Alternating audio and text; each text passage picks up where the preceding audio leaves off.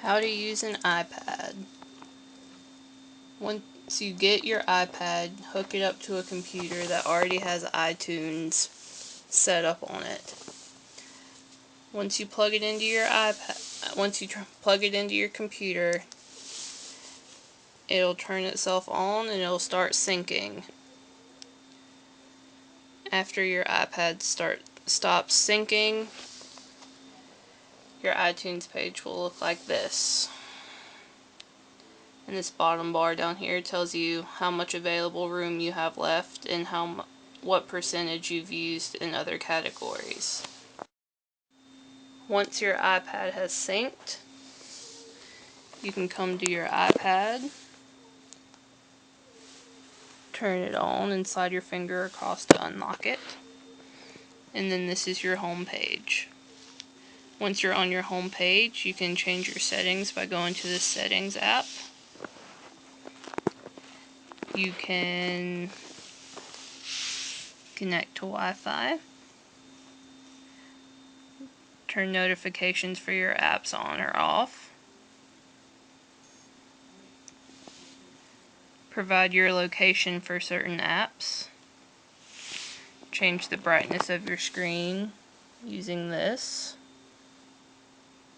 and you can also change your wallpaper for your lock screen by hitting that, going to where you have your picture stored,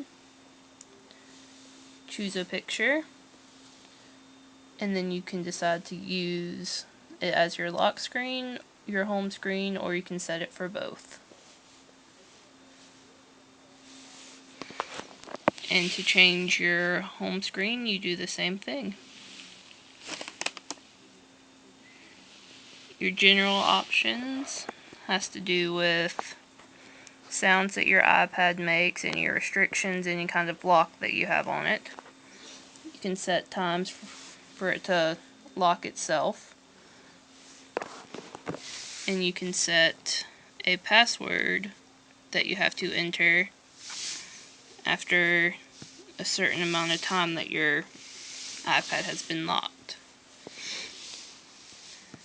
You can set the time when you require a passcode,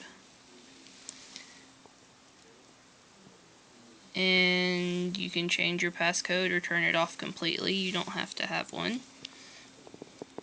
You can set your email up. Safari is your web browser.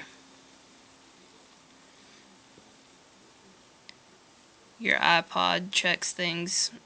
The iPod section checks things like the volume limit and the lyrics and podcast info. Videos have it where if you start watching a video on here and then you leave, and when you come back it starts back where you stopped, or you can have it start from the beginning. You can change it from widescreen to full screen. You can set up a time limit for your photo slideshow. And you can decide if you want your FaceTime on or off. FaceTime is like Skype for an iPad. You make video phone calls.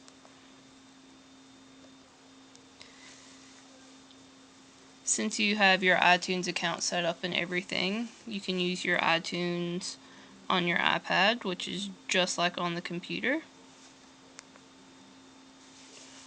And same for your App Store.